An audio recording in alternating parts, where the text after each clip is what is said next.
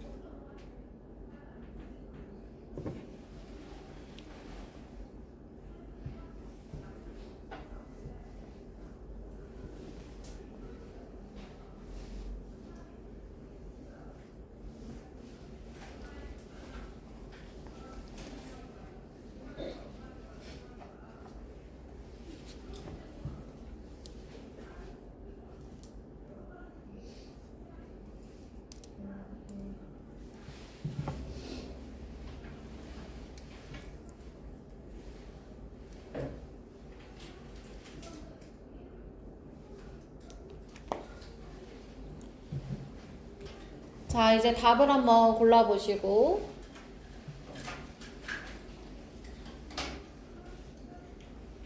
자, 답 다 고르셨어요, 여러분? 한번 채점 해볼게요. 게이트웨이 문제 정답 몇 번이냐면 5번입니다, 여러분. 5번. 맞으셨어요? 자, 어법 문제 틀린 친구들은 이제 어떻게 해야 되냐면 가장 하지 말아야 할 것 첫 번째, 문장의 첫 번째 줄부터 해석한다. 아직도 이러고 있으면 안 돼. 빅토리언 잉글랜드부터 해석하고 있는 친구들 잘못됐어. 알겠지? 그 다음에 두 번째, 선지 5개가 나와 있는데 각각의 선지 5개에 대한 접근법이 뚜렷하지가 않다. 예를 들어서 employed 하면 얘들아 1번에 employed야. 그럼 우리가 뭐부터 따져봐야 돼? 이건 문제를 어떻게 풀어야 될까 하면은 뭐 말할 수 있는 친구도 있을 수 있겠지만 이제 대부분의 친구들이 이렇게 얘기를 한단 말이에요. 그죠? 그럼 벌써 틀린 거예요. 이 동사에다가 ed가 나왔을 때 우리가 어법의 접근법에 대해서 정확하게 정립이 안 되어 있다는 건 반대로 뒤집어 까서 얘기하면 무슨 뜻이냐면 필자의 출제 의도를 모른다는 거거든요. 근데 어법은 출제 의도를 알면 문제를 다 해결할 수 있어요. 그러니까 내가 아직 문법에 대한 접근법이 정확하게 정리되어 있지 않다라는 거니까 그 5개의 선지에서 반복적으로 등장하는 어법의 출제 원리는 똑같아요, 여러분. 그래서 나올 때마다 암기하시고 적용하시고 내신 때도 마찬가지입니다. 그렇게 공부하셔야 돼요. 자, 우선은 선생님이 형광펜을 칠 건데 여러분은 따라하지 말고 형광펜 쳐보세요. 형광펜 치지 마세요, 여러분. 따라하지 마세요. 자, 지금 여기 employed라는 동사에다가 ed가 붙어 있어요, 여러분. 그죠? 자, 1번이랑 그 다음에 4번의 inspired도 동사에 똑같이 ed가 붙어 있단 말이에요. 근데 1번이랑 4번은 문제 접근 방법이 똑같을까요? 아니면 같지 않을까요, 여러분? 같지 않아요. 그죠? 자, 우선은 1번 같은 경우에는 어떻게 문제를 풀어야 되냐면 항상 매년마다 매 모의고사마다 매 수능에마다 출제가 되는 동사의 ed 문제. 자, 요거 어떻게 확인하셔야 되냐면 동사 vs 그 다음에 준동사 요 문제로 푸셔야 돼요. 동사 vs 준동사. 정확하게 말하자면 동사냐 과거 분사냐 요거를 이제 물어보는 문제입니다. 동사냐 과거 분사냐.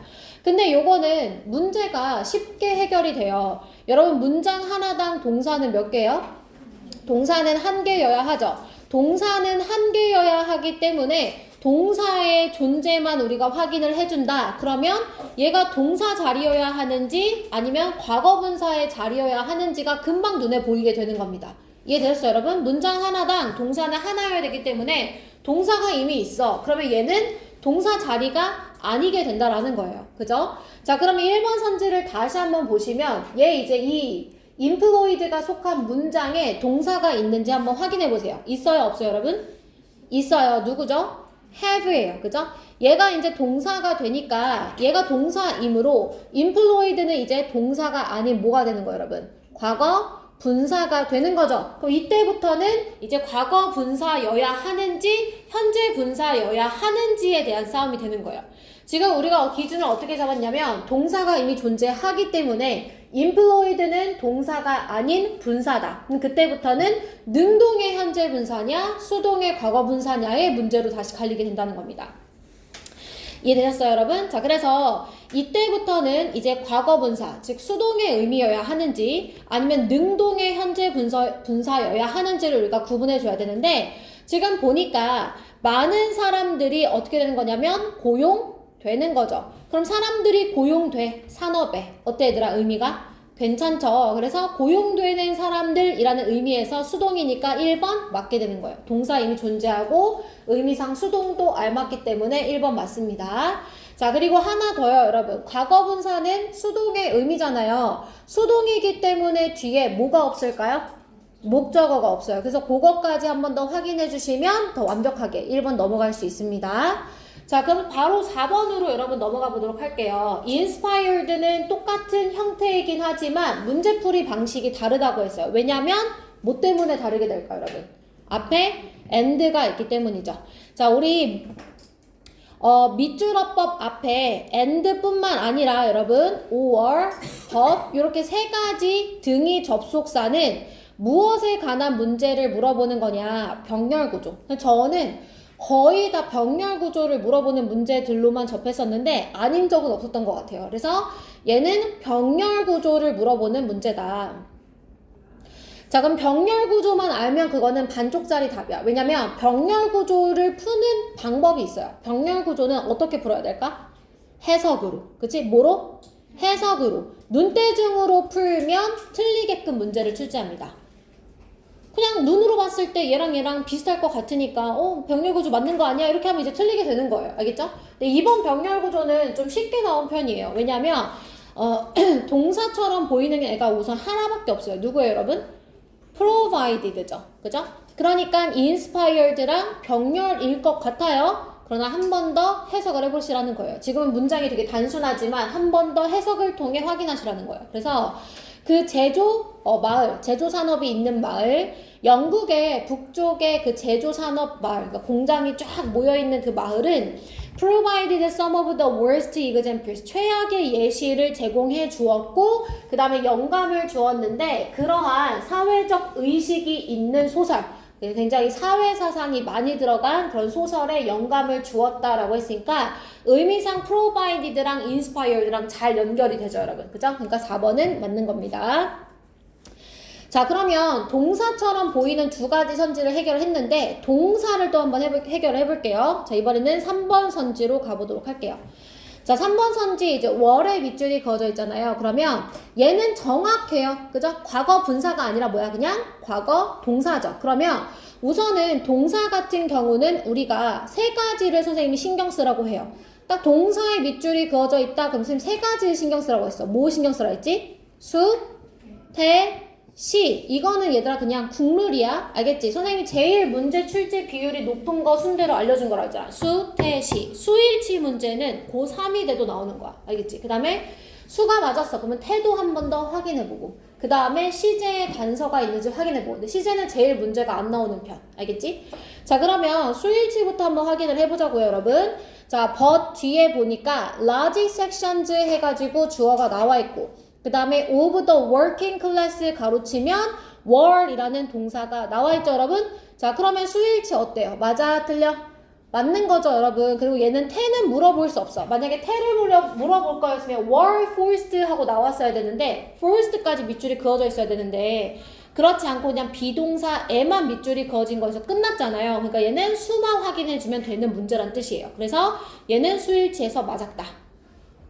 여기까지 됐을까, 얘들아? 자, 그러면 우리가 5개의 선지 중 1, 4, 3번을 해결을 했고요. 그럼 이제 우리가 2번으로 넘어가 보도록 하겠습니다, 여러분. 2번.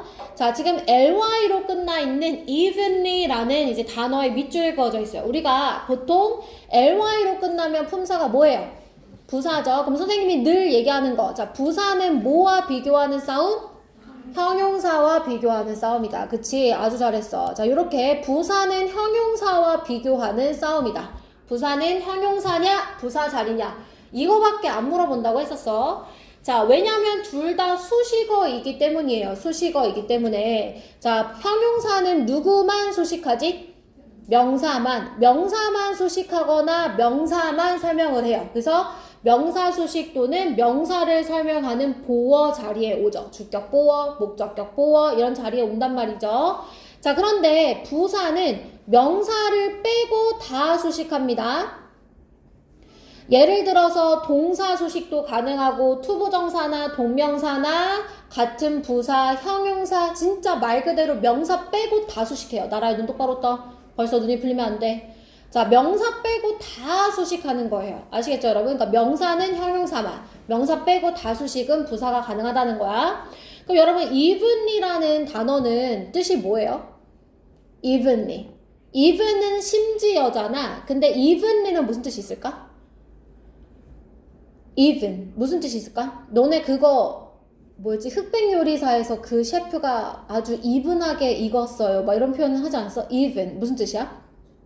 고르게. 알겠지? 균일하게. 고르게, 균일하게 이런 뜻이야. 이거 쉬운 단어야, 얘들아. 모르면 안 돼. 심지어 흑백 요리사 안성재 셰프가 그렇게 이분하게 익었네요를 히트 쳤는데 너네 그것도 모르면서 그거 누가 따라할 때마다 웃었단 말이야? 이분하게. 그러니까 고르게, 균일하게 이런 뜻인데, 그러면 이제 해석을 해보면, 그러나 이러한 분은 균일하게 배분되지 않았다. 그러니까 동사를 꾸며주죠. 균일하게 배분되지 않았다. 동사를 꾸며주는 거니까 2번 어때? 맞게 된다는 겁니다. 자, 여기까지 괜찮죠, 여러분? 자, 그 다음에 5번 이제 갑니다. 자, 5번은 소유격 관계대명사예요. 제가 이제 고3 친구들 이어서 관계대명사는 일부러 막 되게 자세하게 설명을 하지 않는 편인데, 내신할 때 보니까 은근히 또 관계대명사의 기초가 흔들린 친구들이 되게 많아. 자, 우선은 여러분, 관계대명사다라고 하면 관계대명사든 관계부사든 공통적으로는 앞에 뭐가 있어야 돼요? 그렇죠. 명사선행사가 있어야 되는 거예요.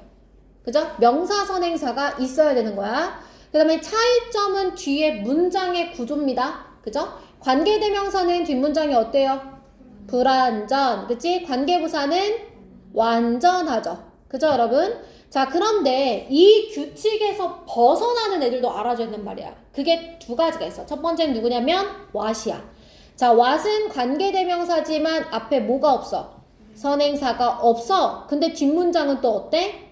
불완전해. 그러니까 뒷문장의 구조는 같아. 그렇지만 앞에 선행사가 없다는 게 달라. 여기까지 됐지? 자, 그 다음에 하나 더. whose야. 얘는 소유격 관계대명사인데 얘는 앞에 선행사는 있어. 그런데 뒷문장은 어때야 되냐면 완전해야 된단 말이에요. 응? 외워요. whose는 완전이에요. 완전. 알겠지? whose는 얘들아 뭐라고? 완전이야. 완전. 그리고 또 관계대명사인데 만약에 앞에 전치사 플러스 관계대명사가 붙었다. 그럼 또 뒷문장이 어때? 그치. 전치사가 관계대명사 앞에 붙으면 또 완전해야 돼. 앞에 선행사는 있고. 됐어? 이게 쭉 다 정리가 되어야 돼. 그치? 자, 그럼 관계대명사는 이것만 알면 끝이야, 얘들아. 이것만 알면 끝이야. 자, 그러면 whose를 보세요. 자, whose는 선생님이 앞에 뭐가 있어야 되고? 선행사가 있어야 되고. 뒷문장 어때야 된다고? 완전해야 된다고. 자, 그러면 result가 나왔어요. 근데 result는 명사로서 주어일 수도 있고 동사일 수도 있고 그래. 근데 만약에 result가 주어다. 그럼 뒤에는 뭐가 있어야겠어? 그렇지. 근데 동사 있어 없어? 없잖아. 그럼 result from 자체가 이제 뭐가 된다는 거야? 동사라는 뜻이지. 불완전하네. 그러면 얘를 바꿔줘야지. 5번에 whose가 틀렸고 대신하 which로 여러분이 바꿔주시면 되는 겁니다.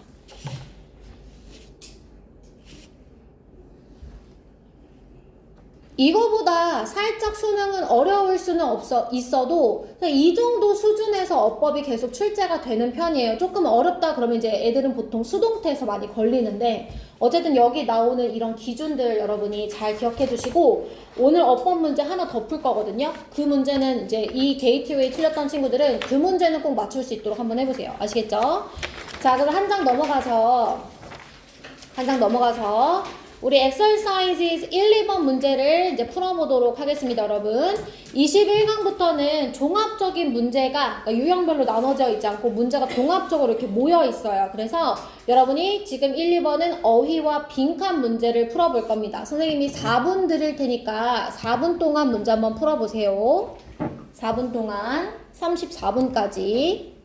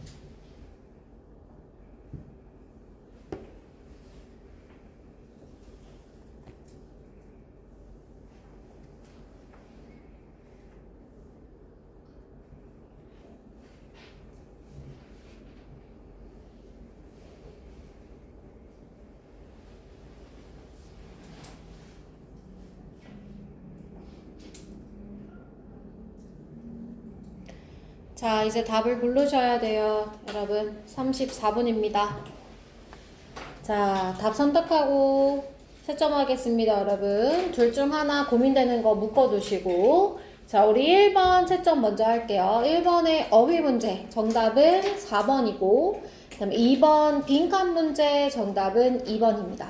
자, 우리 둘 다 맞은 사람 한번 손 들어볼까? 둘 다 맞은 사람 번쩍 들어보세요. 자랑스러워. 하나, 둘, 번쩍 들어봐. 하나, 둘, 셋, 넷, 다섯, 6명. 좋아요. 내려볼게요. 자, 여러분 우선 1번 문제부터 여러분 같이 한번 봐볼까요? 1번 문제. 자, 1번 문제 보면 We learn to carve. 우리가 나무를 자르는 법을 배우고 plow the earth. 땅을 쟁기질하는 법을 배웠대요. 자, 뭐 하자마자? 우리가 능력을 얻자마자. 자, 어떤 능력이냐면 to attach the stone tip to wooden handle이니까 이 돌 끝에다가 나무로 된 손잡이를 붙일 수 있는 능력을 획득하자마자, 그러니까 뭔가 도구를 만들 수 있는 능력을 획득하자마자 이 도구를 가지고 나무도 자르고 뭐 쟁기질도 하고 이렇게 얘기했어. 자, 무슨 얘기를 하는 걸까? 조금 더 읽어볼게. 자, 나무는 풍부해. 재료가 풍요로운데 그러나 but rare flint, 이 드문 희귀한 광물인 flint는 was needed for the tip, 이 그 끝을 위해서, 그러니까 그 돌도끼죠. 돌도끼 끝부분을 위해 필요되어지는 재료였다는 거야. 그래서 그러니까 도끼를 만드는데 나무는 재료가 흔해. 그런데 플린트라는 것은 좀 드문 광물이었다는 거예요.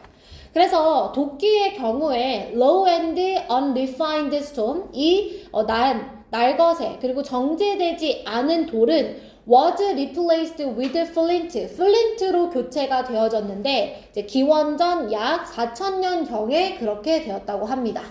자, 지금 3줄 정도를 선생님이랑 같이 읽어봤는데 뭐에 대한 이야기 같냐면 플린트라는 광물을 사용해서 도끼를 만드는 이야기가 나왔고요. 도입 부분에. 그리고 플린트라는 광물은 어떻다고 했냐면 드물다 이렇게 얘기했어요.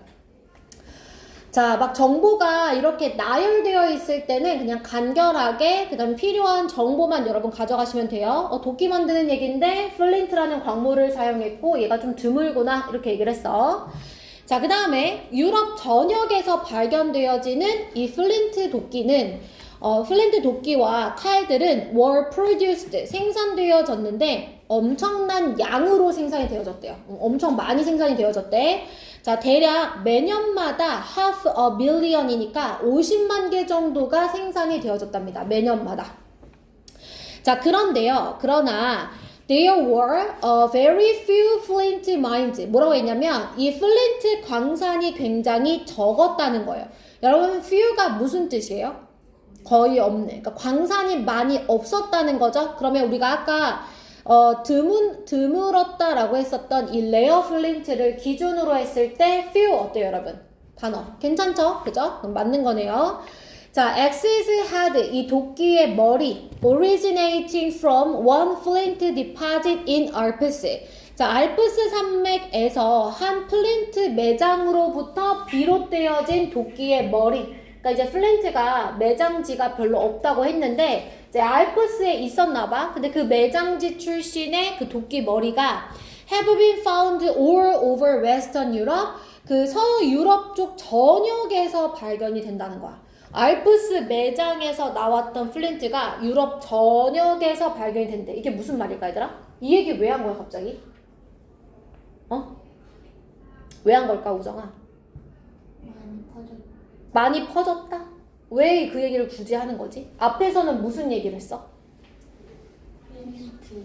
광산이 별로 없다. 그 다음에 많이 퍼졌대. 이 두 문장 사이에는 무슨 관계가 있는 거지, 내용상에?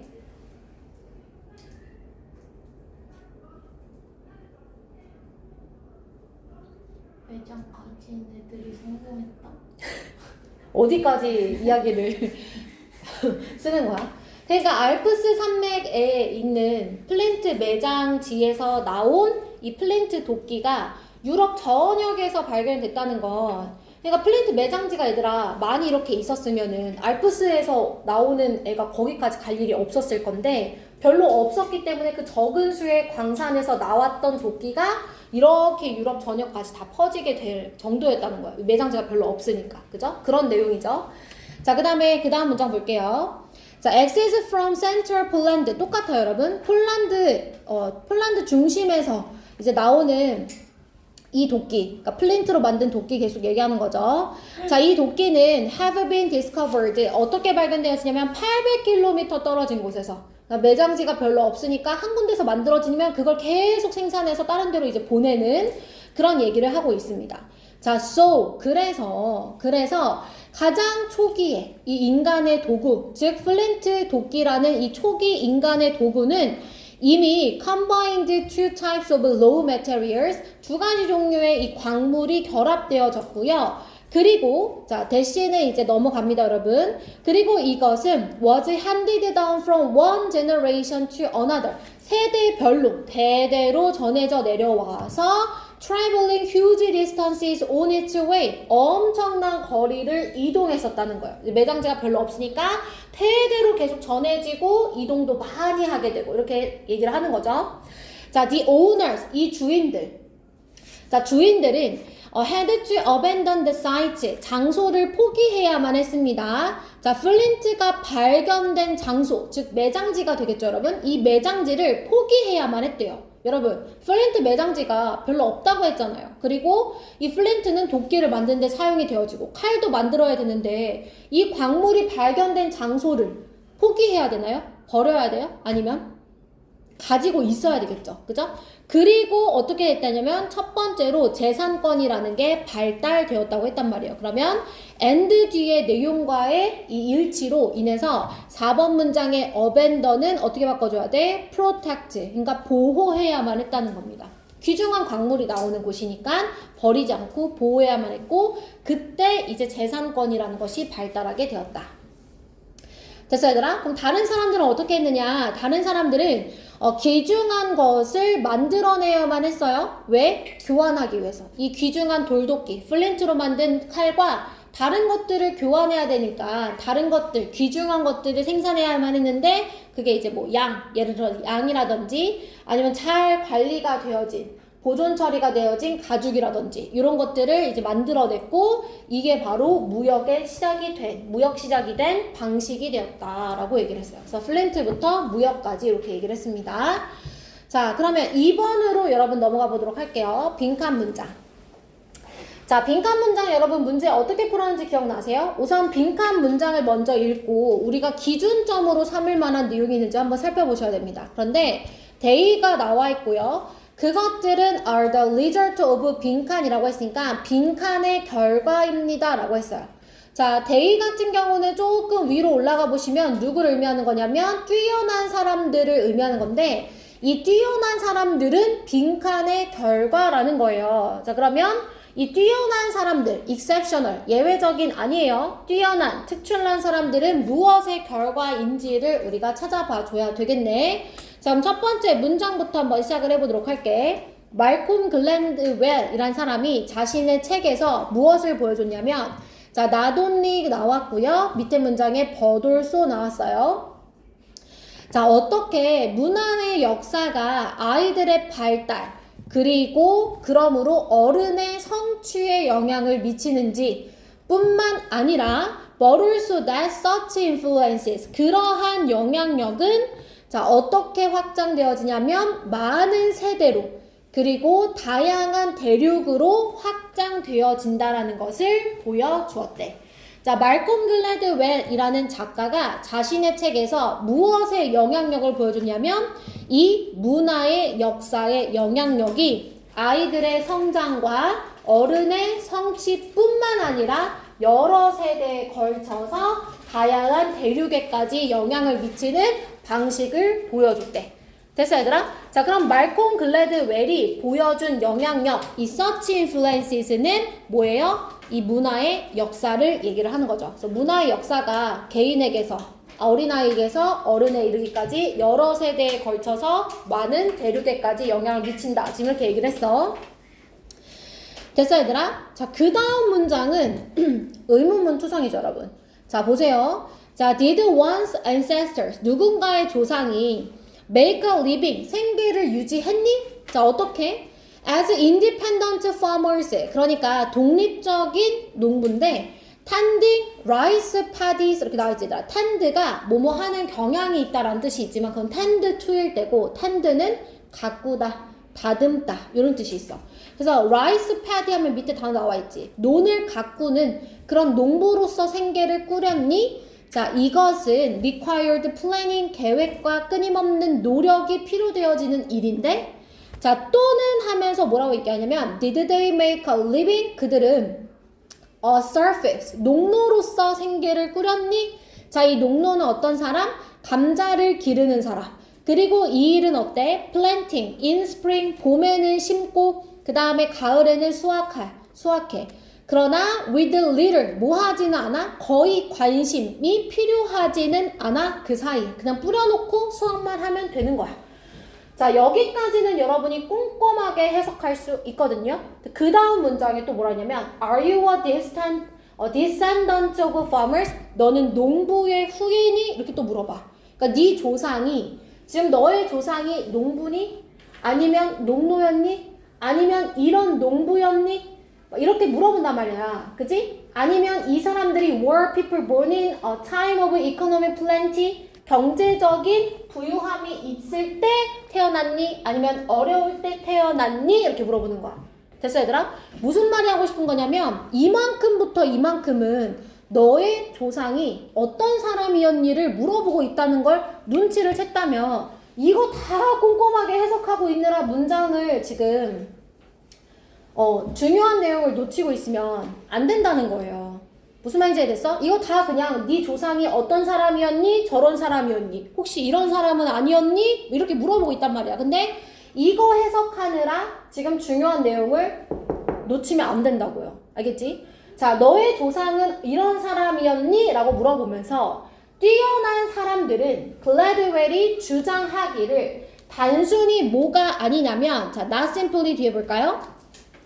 단순히 노력과 타고난 지성의 산출물이 아니라는 거예요. 그러면 뭐야? 그들은 빈칸의 결과물이다 이렇게 얘기했어. 자, 그런데 선생님이 지금 이렇게 빨간색으로 묶어놓은 여기는 네 조상에 대해서 물어보고 있으니까 중요한 내용이 하나도 안 나왔고 앞에서 형광펜 쳐준 부분에서는 말하고자 하는 핵심 표현 하나 나왔어요. 무엇에 대한 영향력을 자신의 책에서 주장하고 있다 그랬었지? 문화의 역사에 영향력이었잖아. 그치? 그러면 그거를 강조하고 싶어서 네 조상이 누구든 상관없다고 얘기하려고 이렇게 나열해놨나 보네. 이런 생각이 들어야 된다는 거야. 됐어 얘들아? 자, 그리고 두 줄 남았으니까 빈칸 뒤를 한 번 더 확인해 보는 거야. 여기는 근거가 있을 수도 없을 수도 있는 거죠. 자, 그럼에도 글래드웰이 뭐라고 절대로 얘기하지 않냐면 자, 글래드웰은 절대로 이야기하지 않았음에도 불구하고 그의 책은 설명하고 있대요. 자, 무엇에 대한 중요성을 설명하냐면 사회 역사적 영향력, 이 발달상의 그러니까 성장 중에 사회 역사적 영향력의 중요성을 설명하고 있습니다. 이렇게 말한단 말이야. 그러면 이 사람이 책에서 강조했던 내용은 똑같은 거야. 그치? 뭐에 대해서 얘기했다고? 사회 역사적 영향력, 사회 문화적 영향력. 요거에 대해서 얘기를 하고 있다고 했으니까 뛰어난 사람들도 사회 역사적 영향력의 한 가운데에 있다. 이렇게 얘기해야 되지 않을까? 그치? 그래서 여기는 뭐 사회 문화적 상관없어요. 사회 문화적 영향력이라고 여러분이 얘기하셔도 상관없고 사회 역사적 영향력이라고 해도 상관이 없다는 거예요. 그 내용이 담겨져 있는 선지를 골라주시면 되는 거죠. 그죠? 자, 그러면 1번 선지를 보니까 여기는 말도 안 되는 소리 하고 있어. 여기는 봐봐. 수학, 기술 이거 왜 나오는 거야? 아까 농부 때문에 안 되는 거야. 그지? 자, 그 다음에 2번 그들의 문화적 관행. 자, 특정한 시기에 역사 속에서 이 문화적 관행, 문화에 대해서 얘기하고 있는 거 괜찮을 것 같은데? 자, 3번 갑니다. 자, 혁신적인 돌파구, 예상치 못했던 아이디어와 개념, 이거는 문화적 영향력에 대해서 얘기하는 거 아니잖아. 그치? 그러니까 3번 또 지워. 자, 4번 갑니다. The use of a dramatically different model of food production. 이거 왜 나오는 거야? 식품 생산 왜 나오는 거야? 농부 때문에? 아니란 말이야. 그치? 자, 5번 볼게요. 고정관념의 수용, 고정관념 이야기 왜 나오는 거야? 고정관념에 대한 단서는 하나도 없어요. 그래서 정답은 몇 번이어야 되는 거냐면 2번. 문화적 영향력이라고 할 만한 것은 2번밖에 없는 거죠. 그리고 넣어서 해석해보면 이 뛰어난 사람들은 역사의 특정한 시기에 문화적 관행의 결과물이다 이렇게 말했으니까 문화의 영향을 받았다는 의미가 되는 거죠. 문화의 결과물이다. 문화적 영향력을 받았다. 됐어? 그래서 정답이 2번이 되는 거예요. 이해되셨을까요, 여러분? 좋아요. 그래서 2번 틀리신 분들은 이게 지문 내용이 어렵지가 않거든요. 그래서 어디서 내가 중심 내용을 지금 놓쳤는지 확인을 해보세요. 중간에 요 조상에 대해서 물어보는 문제에 너무 매몰되어 있으면 중요한 내용이 하나도 안 보입니다. 아시겠죠, 여러분? 자, 그러면 한 문제만 더 풀고 잠깐 쉬는 시간 가질 건데 여러분 3인 문제로 한번 가보도록 할게요. 자, 3번에 글의 흐름으로 보아 주어진 문장이 들어가기에 가장 적절한 것은? 자, 우리 3인 문제 어떻게 풀었었냐면 주어진 문장에서 우선 첫 번째, 자, 명시적 단서가 있는지 확인해 보는 겁니다. 연결사라든지 대명사라든지 있는지 확인해 보세요. 자, 없어도 쫄지 마. 지문 속에 그 논리적 단절이 분명히 존재할 거다. 이렇게 얘기했었던 거 기억나시죠? 2분 드릴 테니까 52분까지 문제 한번 풀어보세요.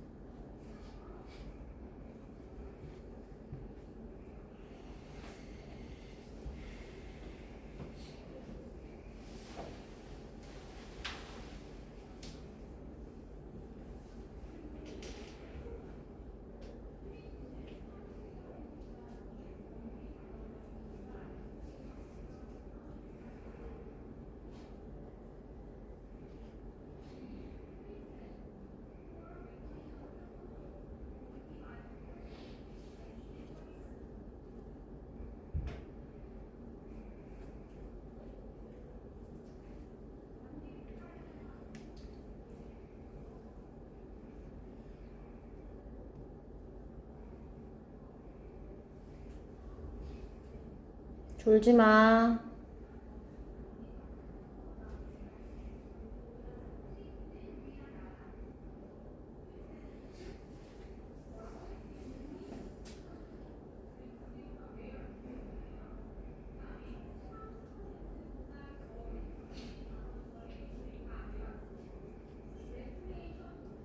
자, 이제 답을 여러분 골라보시고요. 답을 골라보세요. 이제 채점할 거야. 정답 고르세요. 자, 우리 3번의 정답, 삽입 문제의 정답은 몇 번이냐면 4번입니다, 여러분. 4번. 자, 4번 맞은 사람 한번 손 들어볼까? 맞은 사람 번쩍 들어보세요. 좋아요. 자, 틀린 친구들은 내가 어디서 단서를 이제 놓쳤는지 선생님 설명 들으면서 여러분이 생각했던 부분이랑 같이 비교해 봅니다. 여러분 이 문장을 딱 보면요. 주어진 글 속에 우선 여기 박스 안에 글 속에 단서가 있어요, 없어요? 명시적 단서? 명시적 단서라는 건 대명사랑 연결사를 의미하는 거야. 있어, 없어? 있어, 없어, 얘들아? 자신있게 대답해야지. 있어, 없어? 없잖아. 그치? 눈이 있으면 알잖아. 있어, 없어, 얘들아? 없잖아. 설마 더? 이거 더? 이건 아니지. 이거 민족 앞에 더 붙이잖아. 그치? 한국인이면 더 코리안 이렇게 얘기해야 되는 거잖아. 그치? 자, 미국인들은 현재 어떻게 하냐면 비행을 할 수 있는데 미소리에서 모술까지 쭉 all the way 비행을 할 수 있대요. 이 폭격 임무 중에. 근데 뭐 하지 않고서 제급유, 그러니까 연료를 충전하기 위해서 착륙하지 않고서 쭉 비행을 할 수 있다는 거야. 그럼 봐봐 얘들아. 중요한 정보를 지금 뽑아내야 되는데 이런 경우에 뭐라는 거야? 이렇게 생각하지 말고 누구에 대한 것인지 우선 생각해봐. 미국인들에 대한 거지. 맞아? 미국인들이 미소리에서 모술까지 가는 게 중요할까? 그러면 폭격 임무 중에 가는 게 중요할까? 그러면 제급유를 위해서 착륙하지 않고서 뭐 한다? 쭉 간다가 중요할까? 쭉 간다가 중요한 내용인 거야. 그지? 그러니까 멈추지 않고 쭉 간다. 이거네. 맞아 얘들아? 멈추지 않고 쭉 간다. 됐어? 멈추지 않고 쭉 간다가 여기는 중요한 내용인 거야. 그지? 그리고 우리가 여기서 이제 아무리 이걸 뜯어봐도 여기서 얻을 수 있는 단서는 하나도 없으니 단서가 주어진 문장 속에 없을 때는 어떻게 하라고? 지문 속에 단절이 보일 거다. 그거 찾으셔야 돼요. 이런 게 어려운 문제야, 삽입에선. 자, 그럼 첫 번째 문장 한번 볼게. 자, seeing geography, 지질학을 뭐라고 볼 거냐면 지리를 as a decisive factor, 결정적인 요소로 보는 것. 자, 무엇에? 인간의 역사의 한 가운데 속에 이 지리를 결정적인 요인으로 보는 것은 무엇으로 구성되어질 수 있냐면 어떤 거냐면 as a bleak view of the world, 세상에 대한 아주 암울한 관점이래요. 자, 세상에 대한 암울한 관점으로 이해되어질 수 있는데 왜 그러냐 하면 which is why, 그것은 it is disliked, 혐오되어지는 관점이래. 자, 누구에게 있어서? 몇몇의 지식인 집단에게 있어서, 어서와, 지식인 집단에게 있어서 혐오되어지는 관점이다. 이렇게 얘기했어. 자, 다시. 자, 지리학을 인간의 역사의 어떤 결정적 요소로 본다. 그러니까 뭐 예를 들어 이런 거지. 너는 그 땅에 태어났기 때문에 너는 가난한 거야. 뭐 이런 거 있잖아. 그러니까 너네 나라의 역사는 어쩔 수가 없어. 너는 그런 곳에서 태어났잖아. 이렇게 역사의 어떤 결정적인 요소로 보는 건 암울하다. 암울한 세계관이다. 이렇게 얘기했어. 됐어, 얘들아? 왜 이게 암울하냐면 그것이 암시해주는 게 뭐냐. 자연은 강력해 인간보다 라는 것과 그리고 우리는 can go only, 어디까지만 갈 수 있냐면 우리의 그 운명을 결정할 때 있어서 so far는 얘들아 멀리까지거든. 근데 only 때문에 한정적으로 갈 수 있다라는 의미가 돼요. 한계가 있다라는 의미가 돼요. 그래서 우리는 우리 자신의 운명을 결정할 때 한계가 있다라는 것을 암시한다는 거야. only가 역할하는 건 한정적임을 나타내주는 표현이야. 한계가 있다는 것을 나타낸대. 됐어? 그러니까 내가 할 수 있는 거 없어. 난 그 땅에 태어났기 때문에 그냥 그렇게 사는 거야. 이런 게 이제 지리를 인간의 역사의 중심이 되는 관점으로 보는 거라는 거야. 여기까지 괜찮지 얘들아? 자, however, 그러나 이렇게 말했어. 자, 그러면 however가 나왔으니까 문장 얘들아 이제 어떻게 돼야 돼? 반전되어져야 하죠. 자, 그러나 다른 요인들도 분명히 영향을 끼친다는 거예요, 사건에. 자, 그럼 이제 다른 요인에 대한 이야기가 나와야 되겠죠? 자, 어떤 현명한 사람은 봅니다. 기술이 is now bending on iron rules of geography. 이 지질학의 철칙을 구부리고 있다는 것을 본다는 거예요. 그럼 무슨 말이냐면 however 앞에까지는 지리학이 우리 인간의 역사의 결정적인 요소로 보는 거에 대한 내용이었는데 그러나 다음에 뭐라고 했냐면 현명한 사람이라면 기술이 지리학이라는 이 철칙, 아주 단단한 이 원칙을 구부리고 있다는 것을 볼 거래. 그럼 이거 되게 비유적인 표현이거든. 구부린다는 건 결국에 이 기술이라는 것이 어떻다는 거야? 우리 인간의 역사에 어떤 요소가 될 수 있다? 이거 대조되는 거잖아, 얘들아. however를 기준으로 비교해 보세요. 자, however 기준으로 위에서 지리학이 인간의 역사에 무슨 요소? 결정적 요소. 그럼 however 뒤에는 아니고 기술이 이 철칙을 구부리고 있다고 했으니까 기술이 무슨 요소? 결정적인 요소가 된다는 거지. however는 역적 대조잖아. 무슨 말인지 됐어? 아, 그러면 이거는 기술이 인간의 역사의 결정적 요소가 된다는 내용으로 바뀌었어요. 그죠, 여러분? 우리 독해감 다시 찾으셔야 돼요. 내신 때문에 너무 자세하게만 문장을 봤죠? 자, 여기 위에서는 지리가 인간 역사의 결정적 요소라고 했으나 그러나 다음에는 바뀌어야 되지. 아, 그게 아니고 이제 기술이 인간 역사의 결정적 요소가 된다고 얘기를 하고 있는 거야. 됐어, 얘들아?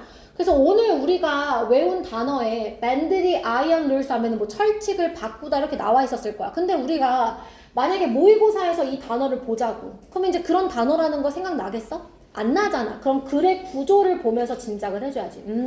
그러니까 내용이 지금 이 기술이 인간 역사의 결정적 요소가 된다는 거구나로 바뀌었어요. 그죠? 자, 그 다음 문장입니다. 그것은 has found ways, 방법을 찾았어요. over, 위로, under, 아래로, 그리고 통과하는 방법, some of the barriers. 그러니까 일부 장애물을 위로 가는 방법, 아래로 가는 방법, 통과하는 방법을 찾았다는 거예요. 그럼 여기서 여러분 이시받는 대명사는 뭐예요? 이시받는 명사는 뭐지? 그렇지, 기술. 그러면 이제 3번과 2번 사이에는 어떠한 단절도 없는 거죠. 그죠? 그래서 기술이 장애물을 한마디로 극복할 수 있게 해줬다는 거야. 그지, 얘들아? 자, 그 다음 문장. 그것은 콤마 삽입이니까 무시하세요, 여러분. 여기에 막 무슨 거대한 항공모함 전투 단 막 이렇게 나와 있거든요. 그것과 더불어 그것은 의미합니다. 그들이 이랬어요. 그들이 더 이상 absolutely have to have an ally, 동맹을 맺거나 또는 콜로니, 식민지를 가질 필요가 없다는 것을 의미했다는 거야. 자, 대입 동그라미 치셨어요, 여러분? 이 대명사? 그럼 이 대명사가 받을 만한 복수명사가 이 위에 줄에 있어야 되죠. 근데 위에 줄에 우리 복수라고 할 만한 거 뭐밖에 없어? barriers. 장애물이 더 이상 동맹을 갖지 않아요? 말돼, 안 돼? 안 되잖아. 여기에 논리적 단절 있다는 거 눈치챘어야지. 그치? 그럼 여기서 말하는 대의가 누가 되는 거야, 얘들아? 미국인. 그치? 아메리칸즈가 되는 거죠. 그래서 미국인들은 이제 쭉 갈 수 있게 되었어요. 그것은 의미합니다. 더 이상 동맹이나 식민지가 필요 없다는 것을요. 자, 무엇하기 위해서 자신의 이 글로벌한 세계적인 접근, 그죠? 세상의 접근을 확장시키기 위해서 동맹이나 또는 이 식민지가 더 이상 필요가 없다는 것을 의미했다는 거야. 자, 왜 필요 없어졌다는 거야? 뭐 덕분에? 기술 덕분이라는 거지. 그지? 그래서 정답 4번으로 갑니다. 자, 5번 계속할게요. 물론 그들은 they do have, 그들은 정말로 에어베이스, 공군 기지를 이제 디에고 그레시아라는 섬에 가진다면 또는 permanent access, 영구적인 접근, 예를 들어 바흐레인이라는 이 항구에 영구적인 접근을 가지게 된다면 그러면 그들은 좀 더 선택지가 있겠죠. 그러니까 뭔가 어디에 기지를 설치할 수 있다거나 아니면 이 항구에 우리는 영원히 미국은 공짜야 막 이렇게 조약이 맺어져 있다면 그럼 선택지는 더 많겠지만 그러나 그것은 덜 필수적이라는 거야. 왜? 그러지 않아도 되지. 뭐가 있으니까? 기술이 있으니까. 그래서 기술의 필요성, 지리적 한계를 뛰어넘은 기술의 필요성에 관한 글이었던 거예요. 정답이 4번으로 가는 겁니다. 됐어요, 여러분? 자, 대의라는 것을 보고 단절 찾으신 분들 잘하셨고요. 이 문제 틀리신 분들은 요런 단서 하나 놓치면 이 지문은 안 보입니다, 여러분. 아시겠죠? 네. 자, 우리 10분간만 쉴게요, 여러분. 7시 12분에 수업 시작할 거니까 화장실 다녀오시고요. 추워요?